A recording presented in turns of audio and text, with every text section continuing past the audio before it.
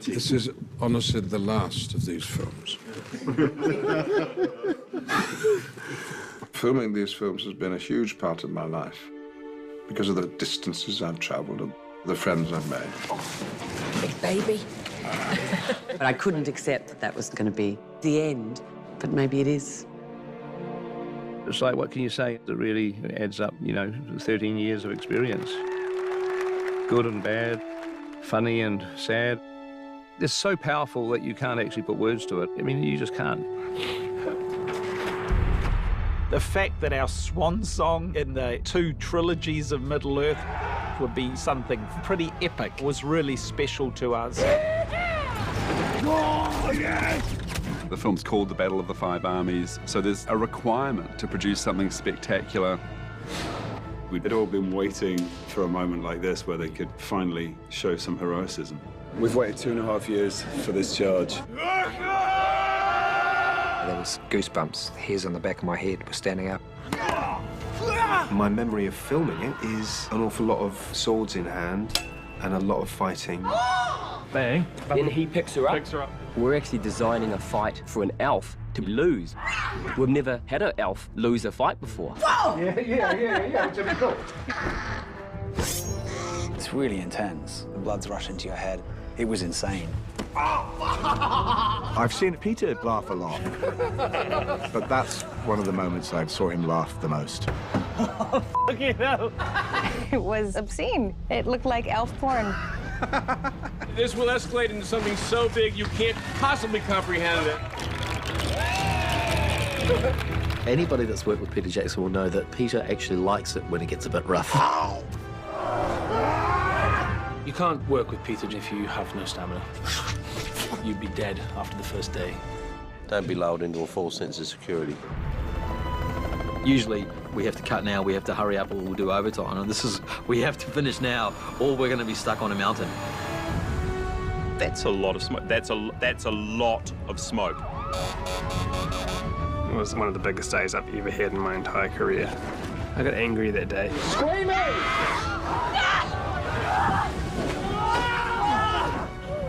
Peter never got a chance to prep these movies. I can't say that, but he didn't. I spent so much of The Hobbit feeling like I was not on top of it.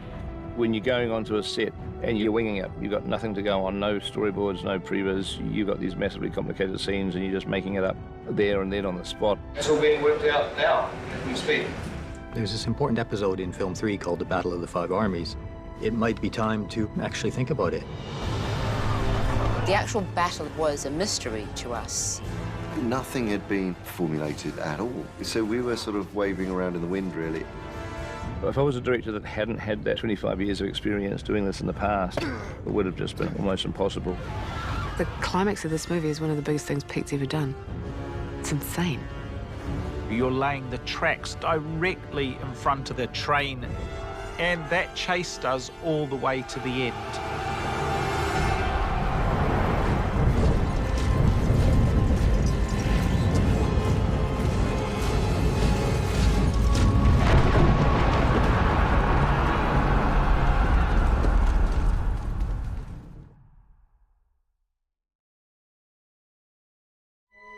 You are not alone, Miss Randir. Ilialithon, Imdolithon.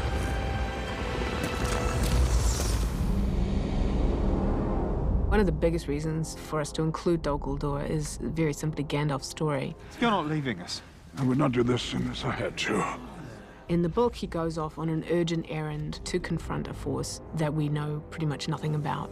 And he doesn't make a reappearance in this story until the Battle of the Five Armies. But in terms of filmic storytelling, it's just like the worst tease you could ever do. You're going to follow him. You're going to know why he's left them. Dol Guldur has a mighty presence in the film. Everything's at its limits. Can't go any further, can't get any more dangerous, can't get any more dark, can't get any more violent. Does it smell in here? It's not too bad. I mean, somebody had something rotten for breakfast this morning, but apart from that... That doesn't mean to say that there isn't a light-heartedness on the set. Dumbledore is like the wolf's lair of the bad guys, and for a period of time in the second movie, Gandalf is like a detective going in there by himself and snooping around. In doing that, he discovers the character of Thrain. You'll come down to here, and that's when you stop and see the little figure racing across the background there. One of the added layers of complication was just, you know, the number of variations that you had for a lot of characters. Okay, who'd like to be in this shot? Hands up. Are you the one who says words? Can you just give us a word or two? Just so I... It is. It's the one that says words. It's good. Excellent. Welcome to the set. The most complicated one was definitely Thrain. We shot with Anthony Sher as Thrain, and he's one of the most amazing sort of Shakespearean stage actors that Britain has. From nowhere, they will come. Finished? Yeah. What do you mean, no? And then the other ones. No, what do you mean, no? Oh, Thrain, you make no sense. And we also had a young Thrain, an old Thrain. Kieran played a Thrain double. One of the stunties played a Thrain double. I think at the end, we didn't really know who was who because there's so many prosthetics. What we're doing, first of all, Mark, is a... It is Mark. It's not Mike, is it? No, it's Mark. No, it's not Kieran? No. No, Definitely not. No, okay. Well, I got confused going, all right, who is it today? You know, looking at the call sheet. If anything, just leave the arms almost static. Oh, I mean, not static, but just here. Just not yeah, so you don't feel this sort of rhythm. It sort of feels off kilter. All right, dude, break it in. Sometimes you get about a 10-second rehearsal like this. And it's like, that's all you get. So, hey, Terry. Almost stay down low. Don't forget he's a hunchback. Yeah, so you're... Keep it real Hunchback. down, real low. Oh, and then, Ian, when you come down the bottom, if you hear a sound behind you and turn and look... It's scary. Leaping dwarf. That's not what I enjoy doing. I don't like fighting. Can we have some pairs of clean underpants for Ian standing by? I'd rather just be talking to another character rather than fighting him.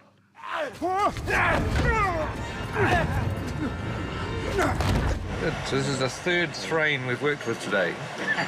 It's been Thrainful. It has been Thrainful. So you watch the monitor? Yeah, I do. You know what's going on. Where have you put that finger, Kieran? These films would not have been possible without Kieran Shah. Who? Well, Kieran Shah is a man who is much smaller than most of us, and that's to his advantage because he can play very small people. I love working with Ian.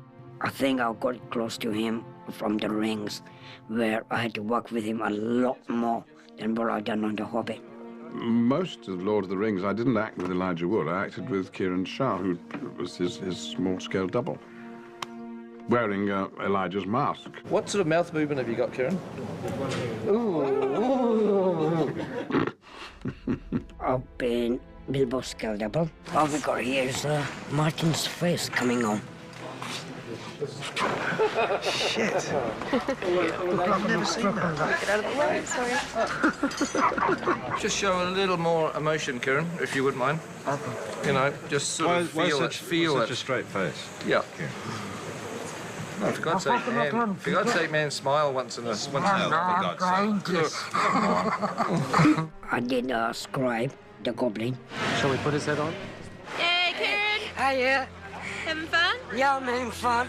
I did a burning kid in Daletown. In the background, in the foreground. So it's been fun. This is outrageous. Pete tells me they're replacing me with somebody. Heck me. Come on, let's have a sword off. Somebody give me some white knives. No, you've got to see how fast you can spin it. All right. Oh man, he's making me look so bad. I hand it over to you. I'm done. But the other characters, they all come out of the blue, including Thrain.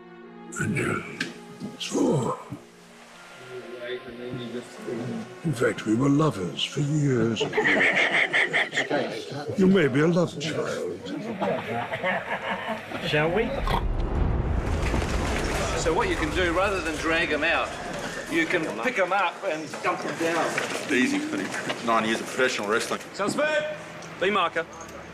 3, 2, 1, go! And up you go. And cut. Cut the camera. I'm going to put a pin in this to hold that there, and then I'm going to, do that. Yeah. Hi, Bubby. Mum, where's the scary man? The scary man's on set, monkey. But I want to see him last. I don't know that you want to see him, darling. Yes, I do, Mum. He's been eating small creatures and his beard's covered in blood. I do want to see him. Well, I saw the Dol Guldur set through the eyes of my sons. Is he on set now? So that did him in. That was his first Halloween experience. Probably his last.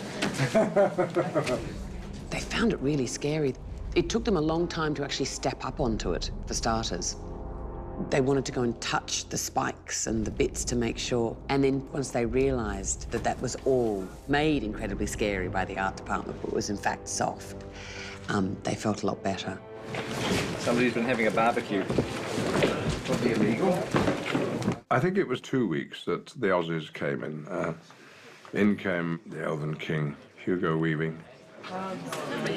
And in came Kate Blanchett, Galadriel. You want to basically end up just standing on top of that little staircase over there, because that staircase continues going up to where Gandalf is. So this is you heading towards Gandalf. B marker. In the book, she goes to Dol Guldur really only to expel the necromancer. But what Peter really wanted to enhance was that she goes in to expel the necromancer, yes, but she also goes in to save Gandalf. But it involved Kate carrying a relatively light representation of me, a dummy. We've got a Gandalf dummy that's travelling, which isn't to be here after lunch, but so that's for carrying him. But I mean, you're only using him in whiteness, right? well, it depends on whichever one gives us a bit of performance, darling. I mean, that's who we go with. Just come in alongside. There we go. You know, if you close your eyes, Ian, and look like the dummy. Okay, there we go. This could be a new stage routine, couldn't it?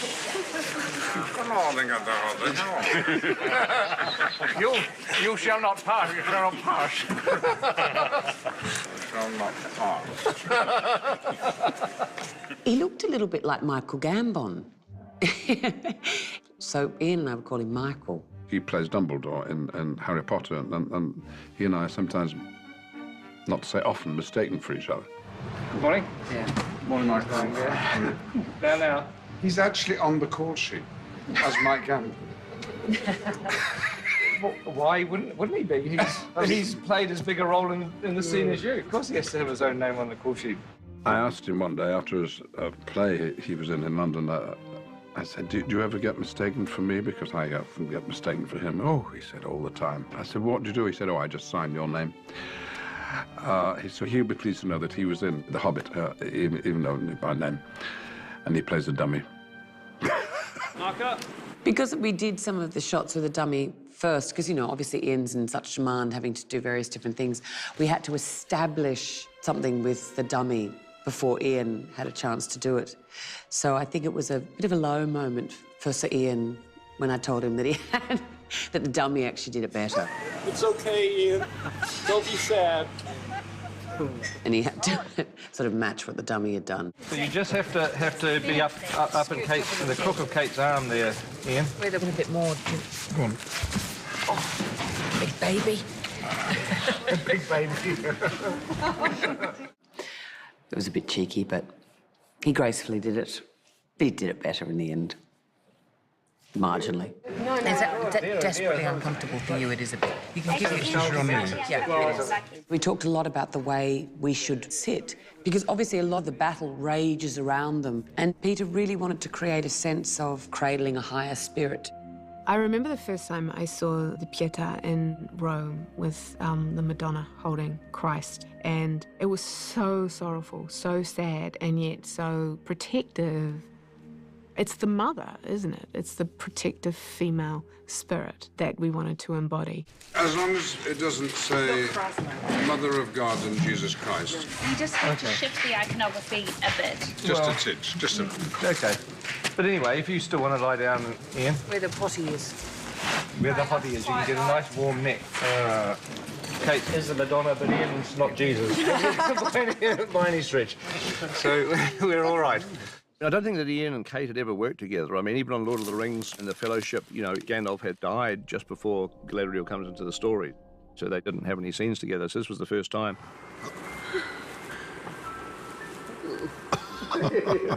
And cut. We get on very well together, and there's an emotional connection based on mutual trust and admiration for each other.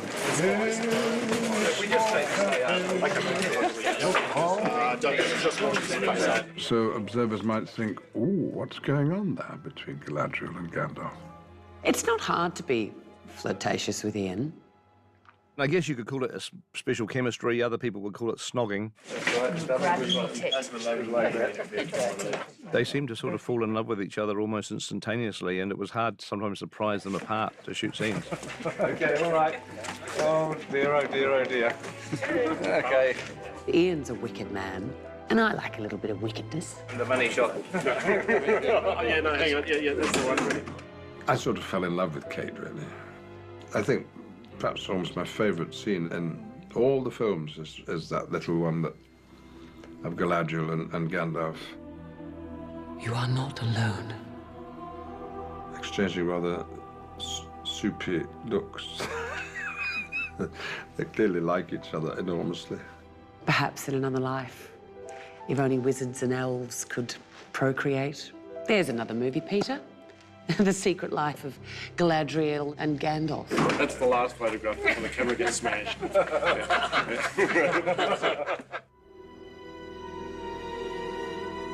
We knew once we decided that we were going to draw upon the story of Dol Guldur that we're dealing with Sauron.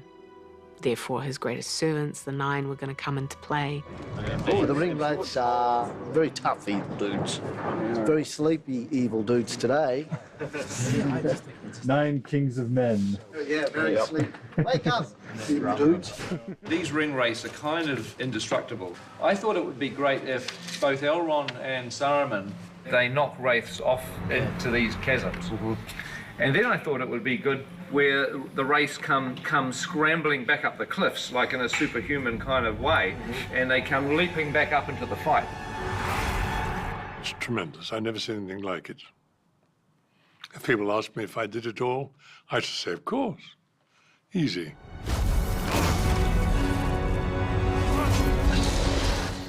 I had to be quite honest and say, I did not.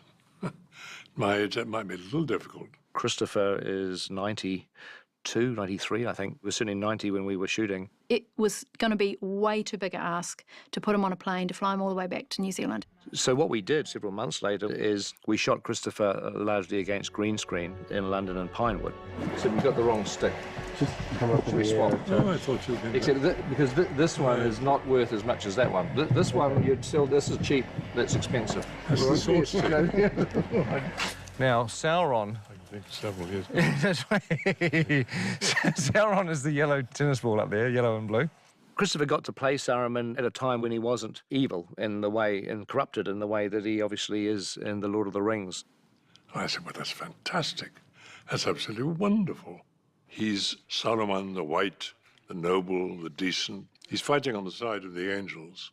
Are you in need of assistance, my lady? It's great, and really give it all you've got. I'll fall over if I do that. Here we go. Okay, very tense. Looking at them, very tense. 3, 2, 1, go! Ah! Great. Good. Thank you. We've got that. Excellent. At the end of it, when they've got rid of the ring wraiths, the last thing I say, leave Sauron to me. And he means it. I think as a Tolkien scholar and someone that cares deeply about these books, I think he was just very happy to be able to at least portray Saruman before he fell into darkness. It allowed him to kind of complete that cycle with the character. My basis for accepting a part is always the same. It's not a question of how long it is, how much is going to be on the screen. If it means something in the story, and it's what the director wants. So you're using the staff in the hand like so. Yep, perfect. And the audience remembers it. That's what it's all about. And I'm not doing funny finger things out the top of your head. No, I'm not. I'm being very respectful. It's as simple as that, to be seen and to be remembered.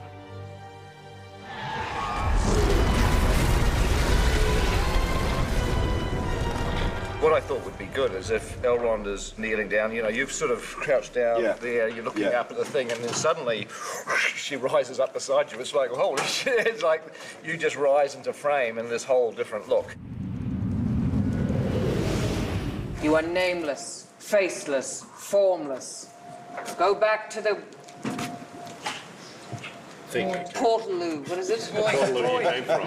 Tolkien describes every now and again an elf lord revealed in wrath. So we see that in Galadriel and Dol Guldur when she transforms and becomes this thing of intense power and pretty dangerous and scary. And in some ways thematically similar to the way that she goes dark when Frodo offers her the One Ring in the Fellowship of the Ring. In place of a Dark Lord, you would have a queen! You're expelling this guy, and the last sort of energy goes, and then there's a flash of light, and suddenly we've got the white Galadriel again just standing there, kind of about to go, and you would rush forward and catch her.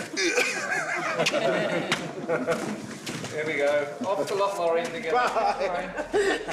Peter referred to sort of the eventual look as the drowned Galadriel. So it's almost like she was an underwater spirit. The darkness there has infected her, and she takes on some of the power and the qualities of the place in some way. And I did a drawing of how that might look on her and how it has seeped into her clothing and how it's sort of pulling her down. And fortunately, they loved it. And I also thought it'd be good when you rise up at the beginning, if you're rising up and then present like bring it up as a weapon. You can just follow her. She's doing all the hard work, and you can be doing them. Come on, mate, come on. All right, we'll shoot then. All right, easy. B marker. It was the most memorable scene. It will forever be engraved in my mind. My wife and I, we were like little mice in the corner of the stage, and extraordinary performance. We had shivers up and down our spines.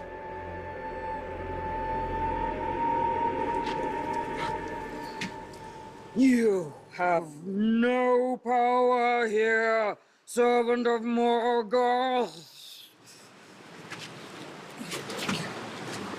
You are nameless, faceless, formless.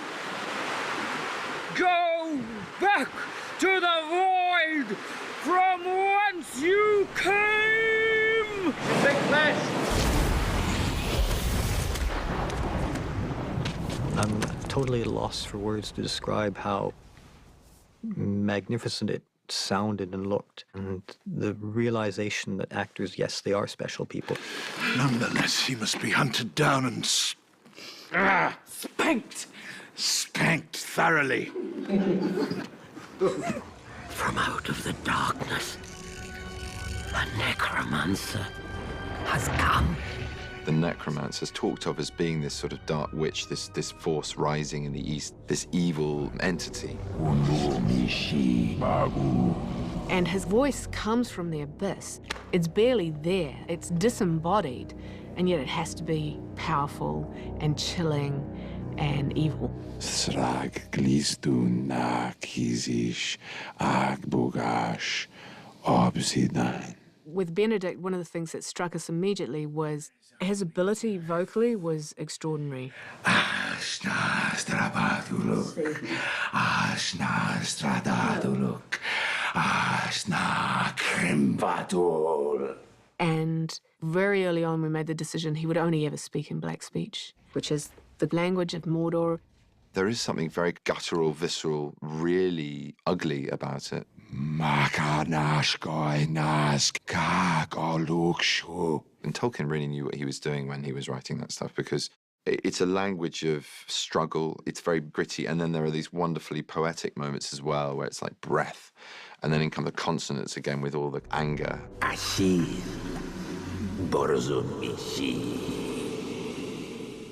It's not the sort of language that lends itself to sweetness.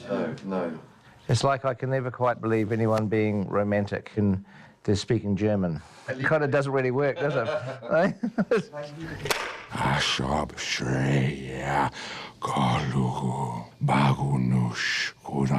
We broke down the different sounds and the rhythm of the speech and the kinds of qualities of the speech itself and wrote the whole thing out for him phonetically.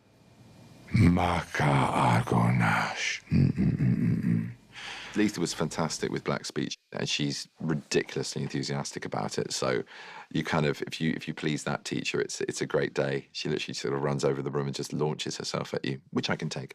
There was this extraordinary moment where Benedict and Peter were talking about how would we play with this vocally, what would we explore, and Peter said, why don't we record you speaking the black speech in reverse? You'll do your lines backwards, but we'll go forward in that order. And then we'll play it forward. So it's got that strange kind of, you know, that amazing sort of quality. And this was on the Friday, and we were recording all of this on the Monday, and Benedict turned to me and said, can we do that? And I, of course, said, yes, of course we can do that. So then Benedict actually did the black speech backwards. I mean, I find that absolutely gobsmacking. If it built to a crescendo, I would start with that crescendo and then work backwards to something, you know, more sort of neutral as a starting point.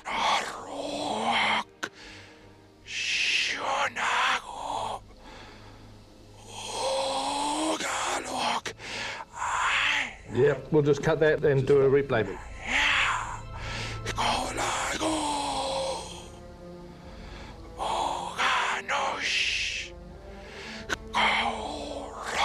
And the Academy Award for black speech goes to... It's really interesting. It's definitely weird in reverse. The boy's a genius.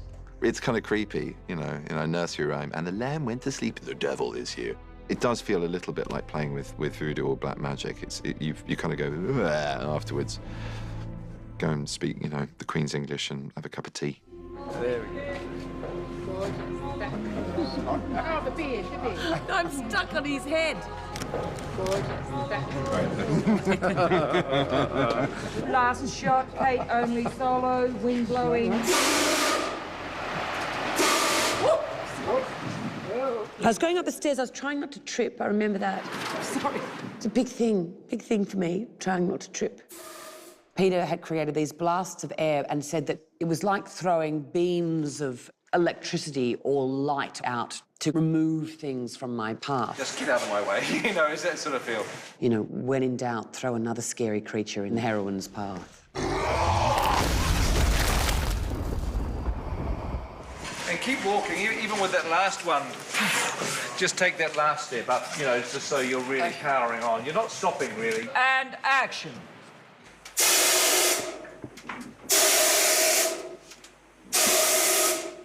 Great, let's just do one last one for luck. That's great, keep rolling. With each throw, get more contemptuous, Kate. More dismissive. Alrighty, here we go. When I finished my little brief stint on The Lord of the Rings the first time, I thought, wow, that was incredible and what an amazing experience. And that, you know, they were obviously going to go and film on for another 18 months. And I didn't have a sense of the consequence of it ending. And action.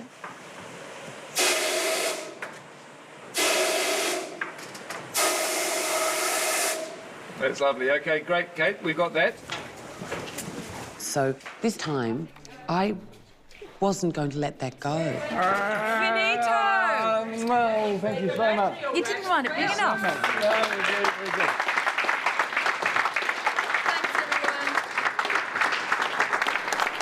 Need a couple of...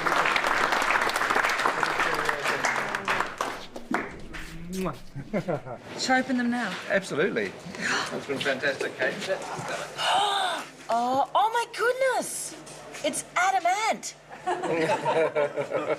Oh, look. That's beautiful. Oh. There's nothing in it. No, well, we should have put some Chanel No. 5 in it. That's right. Thank you. That's right. That's absolutely beautiful. And there's your bloody chair. Just to prove I was Yeah. Oh, yes. Thank you so much, Kate. It's an absolute pleasure. Fantastic. Thank you so much. Yeah. It's been a privilege being back in Middle Earth. I feel more Galadriel coming on already. Look, all right. I'll come back as anyone. The show's not over yet. So I'm still hoping that there'll be some sort of form of reshoot, although I'm hoping against hope. You know, I'd have Galadriel walking through the back of battle. I'll put the frock on any time. But I couldn't accept that that was going to be it. But maybe it is.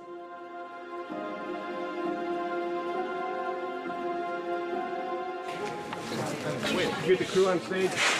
Hey, thank you very much, sir. At the very end of Block 1, just before we go on to a hiatus, there was a big surprise. We have a special ceremony to perform. Zane, you might like to introduce. Zane and Jamie started spending a lot of time in Zane's office with the door closed. And there wouldn't be any yelling, which normally when Jamie's in Zane's office, there's yelling. I think we kind of freaked out the production office a little bit because we were having these, can only be described as clandestine meetings. Finally, I cornered Jamie and asked him what was going on because I was very suspicious. And he revealed to me that he was working on a secret project. We're starting this. This is just a prototype model, but this will come into play for blocks 2 and 3. This is small. This is starting small, but this will escalate into something you cannot believe. It's something so big you can't possibly comprehend this. So we came up with this idea of Wiener's Wacky Wheel of Wonder. Unveil, please. Don't break it, get them out. All right.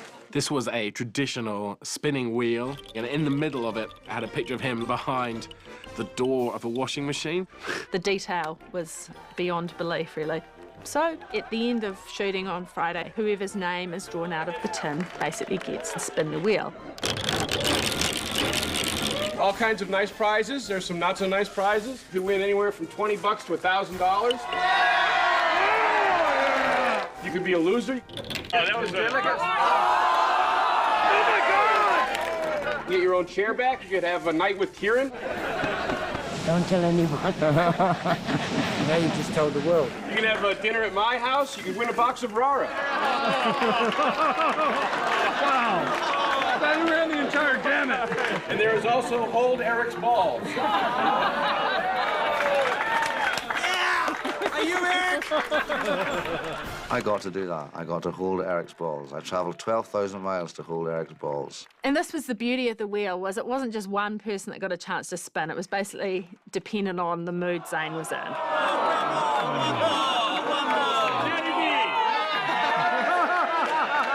And some nights it went for like 10 people having spins, and he'd just be giving away prize after prize after prize. It's getting really hot in here.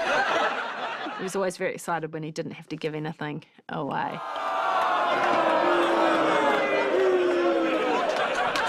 And it was just great prizes, a great little boost of morale at the end of a Friday before going into the weekend. These prizes will change as we go on, and it's all going to be a lot of fun. Hope you all come back for it. Hey, well, thank you very much, everybody, for a great first block. Have a great break, everyone that's having a break, and we will see you back here soon enough.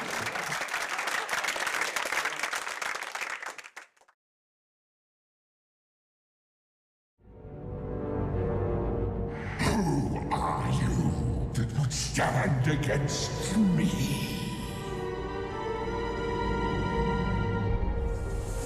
Hello, mate. Hello. Good morning and welcome back to the start of Block 2.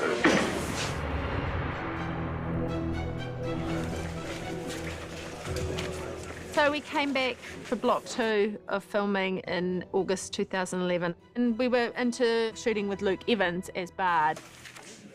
The first scene of Block 2. There you go. Bam. My first day on set was on the rooftops of Lake Town. It was like, hey, welcome to New Zealand. Throw this harness on. We've got a team of stunt guys over there. They're going to make you fly. Action!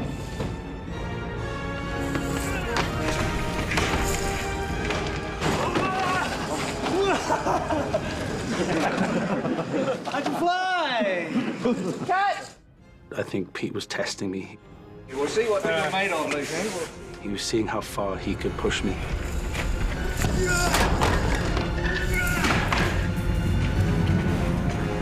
And then they added fire to that, and they added speed to that. And we proceeded to do that for almost 15 hours on the first day. Yeah, you need to pace it up. It needs to feel like you're just... Okay. And then go.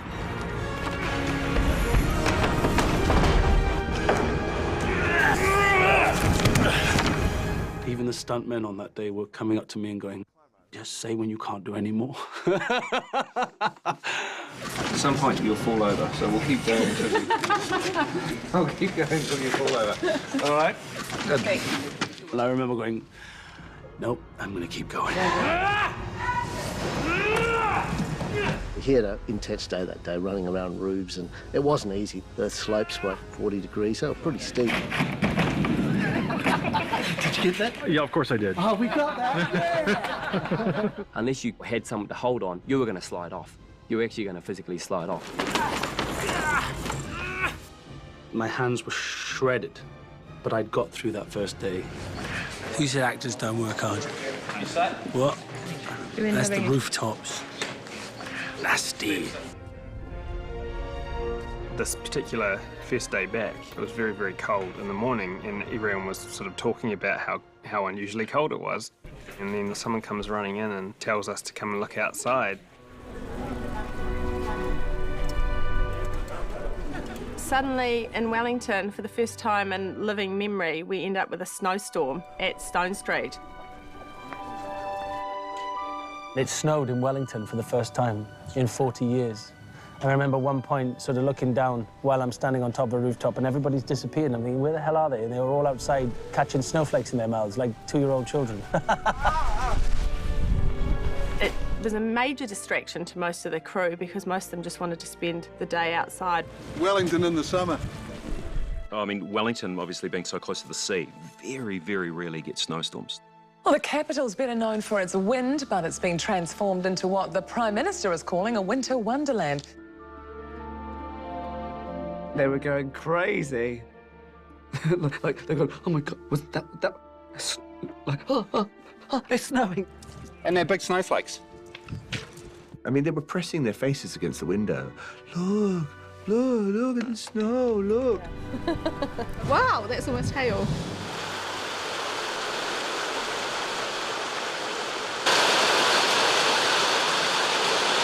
So it starts hailing, and it was so loud, mainly because of the hail, that you had to yell to speak to the person 5 feet away from you.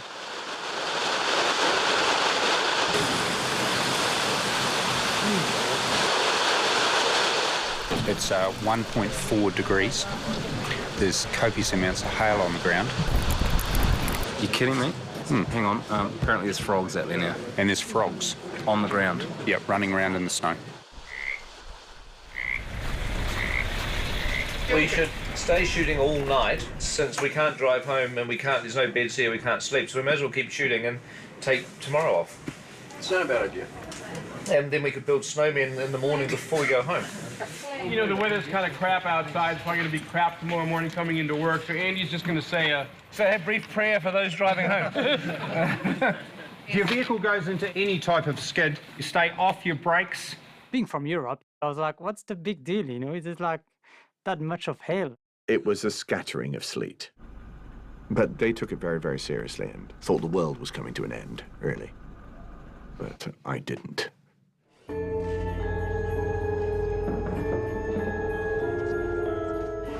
3, 2, 1, action! When you have Luke trying to maneuver up these very, very tight spaces with big, long arrows and a big, long bow, every now and then something is going to get caught up. Stop. It was the biggest obstacle course, yeah, and I had to move fast. I had to get up through this staircase with a 2-meter bow and arrow, and then when you finally made it to the top of the bell tower, there was this giant swinging bough that was in my way. There wasn't much room once you were up on the bell tower and you had this bell up there swinging around, and poor Luke up there as well. Yeah, you all right, Luke? That bell was a total pain in the backside for me. Let's reset and keep rolling. You're right. Now. Now you're angry. Now I'm angry. Okay, here we go. Oh, fucking hell. Fucking bell. Once more, come on. Last slide.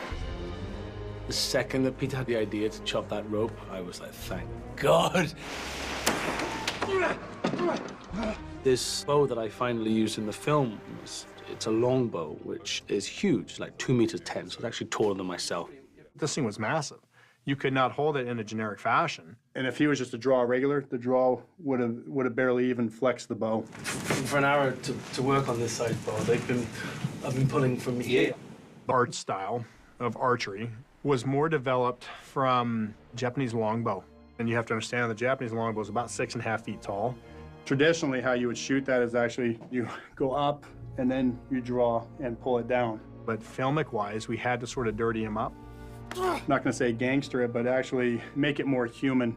And what we had Luke do was an overhand grab. If I do an overhand, right, and I do it, right. So he's almost knocking and laying at the same time, and then he's ready to fire. But it would be obviously impossible to shoot a normal arrow at Smaug and hope to do anything more than irritate him. The black arrow is a really good example of how an idea has to evolve. It's a serious bit of kit. Arrow. Yeah. We know that Bard has to shoot the black arrow with his bow. We know, therefore, that with a long bow, Bard has this length of draw. Therefore, the arrow arguably can't be much longer than this length of draw. And we said, okay, well, here's the size of Smaug, because remember, we were making this dragon bloody big. The size of Smaug was 2 747s wing to wing for Smaug, and then again 2 747s for the length. I mean, the arrow is going to have to be big. I mean, there's just nothing you can do about a teeny tiny little arrow in this massive dragon that isn't going to look stupid. We had to get this arrow big enough so that at least it felt like it was formidable for a creature that size. We ended up with an arrow. It was about 6.5 foot long. Even the head of the arrow had its own evolution. I remember drawing dozens of arrowheads. Every now and then a doodle would appear in the corner of a sheet of paper or in a notebook. Eventually I ended up designing this arrow with a hole in the head, set off at 90 degrees from the shaft to the point. The head of the arrow had to communicate its ability to self-bore into hardened flesh. It's like a corkscrew that you take a cork out of a bottle with, and that's where the head of the arrow came from. The first thing I did, probably the most high energy thing I did was the first scene I did, no easing in. My son's first scene with me, he cuts my eyebrow with a black arrow. It's just an arrow, son. Sorry. That's all right. Yeah, it's fine. Just a war wound. Just another one. Yep. Which then, when we revisited the scenes after that, months later, they had to add a blood cut to my eyebrow because it was part of the scene. It happened in the scene, and we couldn't get rid of it. Dragon! You'll look up, you know, after all this debris, and he's gone. You're hanging on this broken tower, and you just scream bang. Some of this is in the script, by the way. I was making this up this morning. Okay. Anyway, and eventually, when it came time to have to kill Smaug, and we're going to have to use the black arrow, we had to put our heads together. How are we going to do it? We went through a few ideas of how we were going to shoot this arrow, because this arrow is enormous. It's almost the size of a javelin, so impossible to shoot out of a bow. I literally just came up with this concept that the longbow gets broken, snapped in half, which was, again, a good thing, because even if you thought he might be able to shoot this arrow from a longbow, it's now broken. It actually splits in half. So the dragon's coming around, and you've only got a few seconds, so you wedge the broken bits in there, and you lean back over the back of the tower, holding onto this huge big arrow, and you get Bane to sit there with, you know, you're saying left, right, and then you just let go, and it goes, shoom, past his ear. Past his ear, yeah. Yeah. Nobody watching the movie will think that that's how he's going to shoot the dragon. But when you see it actually happen, you think, well, there's no other way he could have done it, you know. But this poor kid's just looking at his dad, and over his shoulder, his dad can see this monster flying towards them.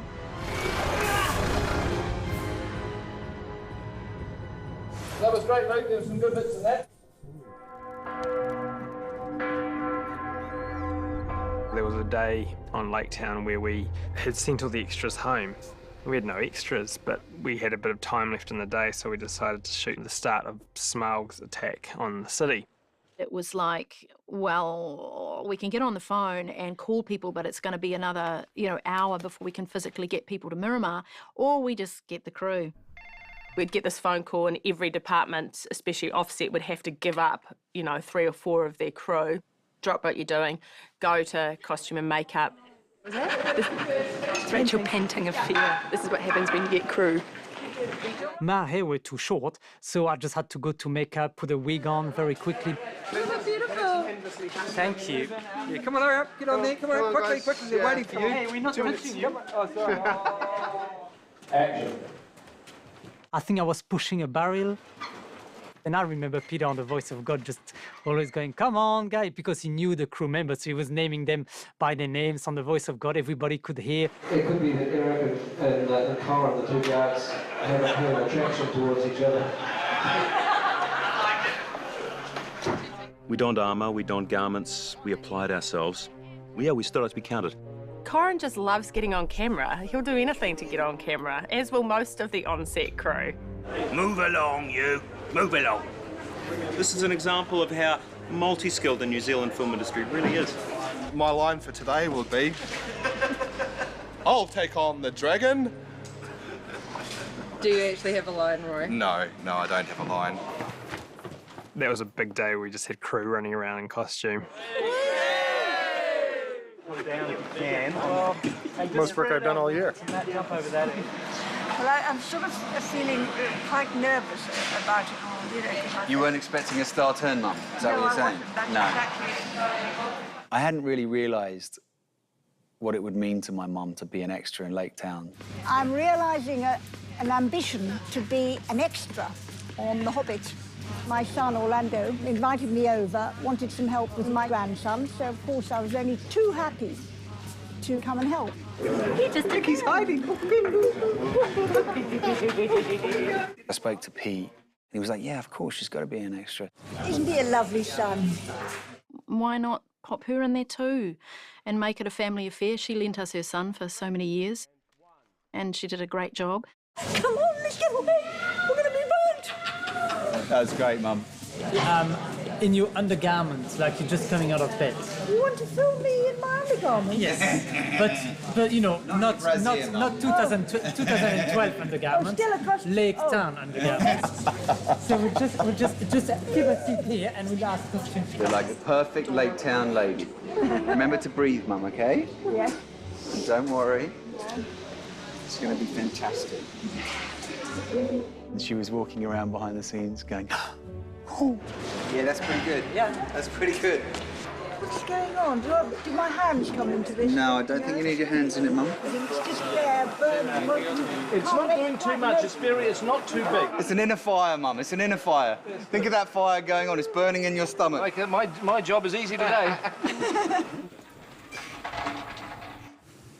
Somebody going to say action? No, haven't said action yet. Oh, yes. Don't worry, you'll hear God saying action, Sonia. All right, thank you. We only employ the best. Yes, I agree. A little curious, a little nervous. Here we go, and action. They've woken the dragon! They've brought an apocalypse upon our heads!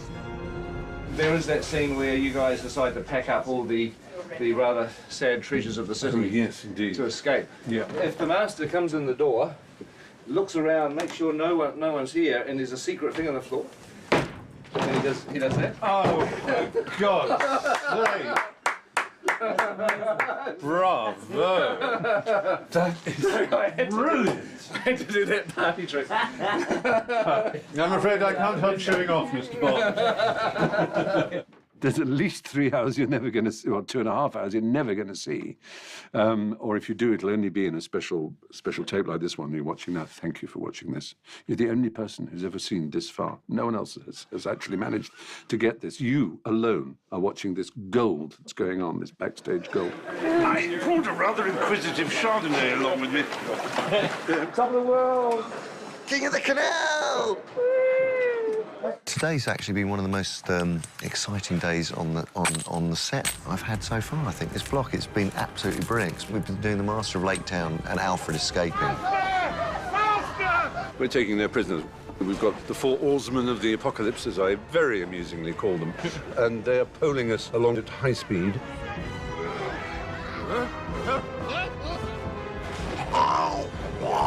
Sorry, I mustn't do that's your trademark voice. I'm so sorry. I do apologise. That was free for all. Free for all. I'm suddenly channeling Gollum. In the public domain.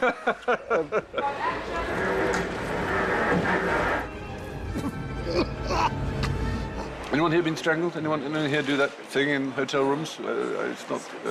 Don't be ashamed. I do enjoy a bit of choking every now and again.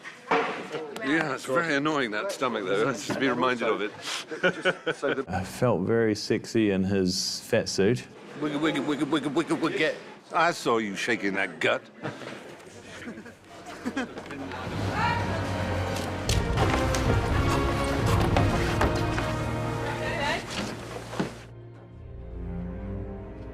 This is my last day on the beach, and this is probably my last scene in which I meet my end. And I have to look up above and see this enormous dragon bearing down on me in my last moments. 3, 2, 1, flash! It's rather wonderful to be outside in this huge area. I keep thinking I'm inside, but of course we're actually outside. And there's a moon behind a very misty cloud. They built an outdoor lake town, which was completely different to the indoor lake town. And I sailed my barge down this huge canal in the second film. Yay! That was fantastic. Yep, let's buy that one. Okay. Because we're outside here in the back lot, we want to be able to control the sun, and we've built this huge big system of silks that are suspended on poles up here. It's basically the same system as the Colosseum used in ancient Rome to shade its visitors who were there to watch the gladiatorial battles. We've nicknamed it the Colosseum, and it's basically a series of shade cloth that we can pull out in 25-metre long panels, 4 metres wide. Its main purpose is to shade the sun because the sun's too bright for the digital cameras to take the contrast out of it. And it was fast. You know, if Andrew wanted to move something somewhere, can you just shade that area over there? 2 guys would just pull it down and it would be done. The shade cloth material itself is an opaque shade cloth. So what that means is that it gives you a lovely soft light when you're blocking the sun out. But when it gets dark, you can hit it with a few lights and it can actually also fill back in and give you the same lovely light. So it meant we could shoot longer. And at night time, if we are bouncing the light off them, you would swear that you're in daytime. I remember driving home one night at about 1 o'clock in the morning. I must have been about 2 miles away, and I could see this glow over the mountains. And I was thinking, my God, the aliens have landed.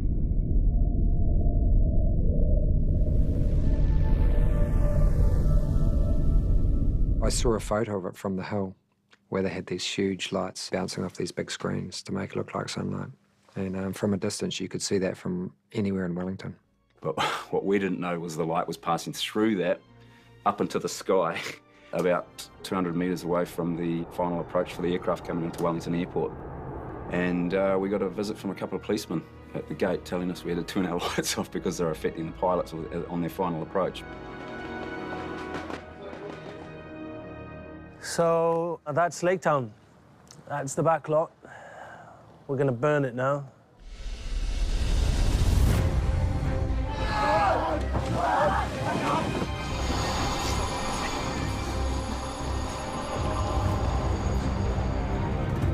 I'm looking forward to actually setting fire to things, truth be told, for real. It is why we built it. It'd be a shame not to burn them.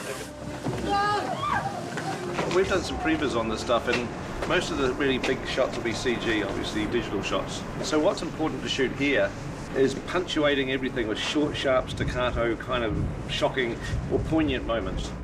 What we wanted to do was to very much find the human response to this, you know, this kind of firebombing, really. See the human cost, I suppose. You know, Smog is coming down, and we have to imagine him coming down on breathing fire and, you know, burning all our houses. And so lots of reactions of running around and plenty of screaming. It's just going to be one of those days when it's just great to be a stuntman. Yeah.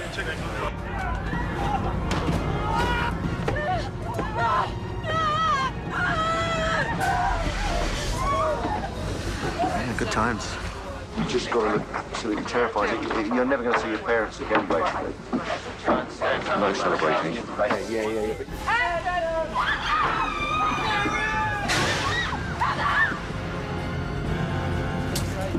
That's fantastic work, everyone. Thank you very much. Terrific. So that was you know, gratifying to see in the final movie, seeing a lot of the shots we did on the second unit. 3, 2, 1! Go! The open water! The third movie opens with the destruction of Lake Town and, you know, culminating in the death of Schmaug. That's connected with the previous film, but in some funny ways is not particularly connected to this film, although the advantage of that for the third movie is that we get to start the third movie with like a James Bond type pre-credit sequence, 7 or 8 minutes of just sheer mayhem and action. One of the things that we were reminiscing on was when we saw the two towers when it starts with Gandalf fighting the Balrog, you know, and as soon as you jump into the film, you're in the middle of this event. We were hoping to achieve the same thing with Lake Town, that it just pulls the audience in immediately. Well, I just really started with out-of-control fires, just looking at reference and trying to understand, you know, scale-wise, how big can you get a fire, you know? And Smog is intent on destroying as much as possible. His personality is pretty sadistic. I mean, he's kind of a psychopath, isn't he?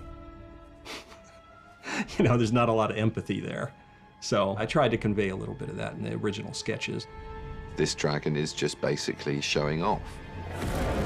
He wants to reinstigate the fear that he thinks is waning because people are talking about revenge. Revenge, what revenge? There's nobody to revenge. There's no ability to revenge me. And so he sets about proving that point quite adamantly. He just comes in for this blistering attack and just lays a big swathe of fire, a nice line through the town, and that's his first attack. Although, interestingly, we'd explored ideas and taken them quite far. Of Smaug, actually, the first thing he does was destroy the causeway with his talons. He's obviously cutting off their means of escape, and then do it about face, and he just incinerated like hundreds of innocent people fleeing, which was pretty scary. That stuff got cut out, I think, because it was a little bit possibly too murderous. You see Smaug attacking the city, and mostly he's trying to do the most damage possible. His main strategy is to just light up the town. And what that gives us when we're in it is this incredible firestorm, but also this heat storm. We created what we call these fire tornadoes, and that's what really drives a lot of the action. That was something that Peter specifically asked for, and he said if you reference some of the World War II fire bombings, they would create these tornadoes that would rip through. So if you look at some of the shots, and there's some street level shots too, where you look in the background, you'll see these fire tornadoes that we were making, and there was so much fire roaring that it almost created windstorms of fire. The big complication of this Lake Town scene is that Pete wanted Smaug to be walking on the buildings. To have a building hold itself together in a realistic way, you have to put the nails in the right spot. We had to put in tons of what we'd call constraints, which is ways of nailing the boards together. This is where we introduce the 50, 60, 70,000 nails that have to go into the building. Where the blue and the red lines meet together, that's actually where the nail goes. It's holding everything together, all the wood tiles, the little splinters. It's what makes this building stand. Smaug is walking on the buildings. Peter wanted to make sure they still felt strong and that they would eventually give under his weight, but that they weren't too flimsy. I mean, I think what's cool about it is that you do press on it, you know, and it in a good way. PJ demonstrated the other day by grabbing an empty tissue box and putting his hand on it and then going in the review. It was quite cool. And that's what we're doing here. Imagine that as a tissue box. Bang. Is that your child? You cannot save him from the fire. He will burn. Smaug's death was a critical point in the film, so we wanted to get it just right. I'm going back now. When I was 10, I got this book, The Hobbit. I copied the drawing on the cover, which is Tolkien's sketch. Smaug hit by the Black Arrow over Lake Town. The drawing captured my imagination when I was 10, enough to try and draw it myself. Years and years later, the previs sequence came through, and I saw the Lake Town sequence, and here was this shot with Smaug in his death throes, rising up from Lake Town as like, you know, goosebumps. Hey, Graham. I've been working as an animator at Weta for 12 years. Over the 12 years, I've never asked for a shot. I said, look, if this particular shot is still available, I'd love to have a crack at it.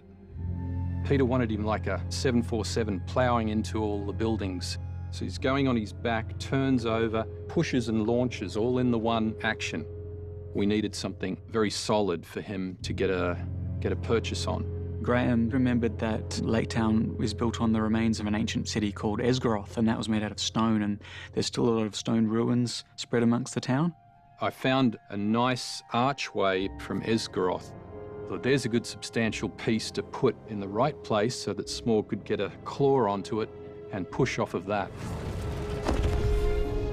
And then the note was great. Approved.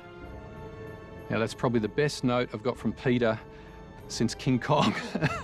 And the 10-year-old Graham thanks you, Peter Jackson.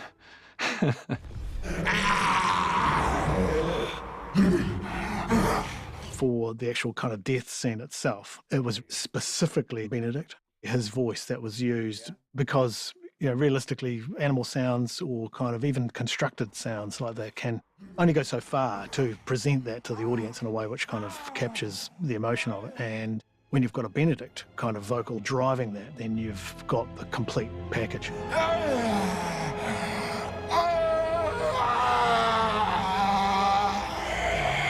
The featured shot of Smaug dying, it's probably one of the money shots of the film, actually.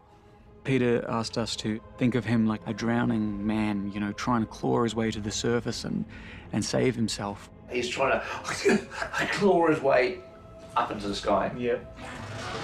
We just used every control we basically had to tell the story of him choking. His tongue was kind of lolloping in his mouth and his lips were quivering, his jaw was shaking. We built on Film 2's puppet and added an eye bulge control. Because it felt like as he was gasping and choking and dying that his eyes would kind of bulge out a little bit and sort of not only disbelief but just choking. We were very proud of the result there. By ending the sequence on the death of Smaug, we did want to connect the concept of the Battle of the Five Armies with Smaug getting killed in the destruction of Lake Town. So just before the name of the film comes up, we return to Thorin. The second that dragon dies, Thorin knows that he has a battle on his hands to protect what is rightly his homeland and the wealth within his homeland, and he heads off towards Erebor. So when the Battle of the Five Armies comes up, the audience are immediately thinking, now we know where this is going to head.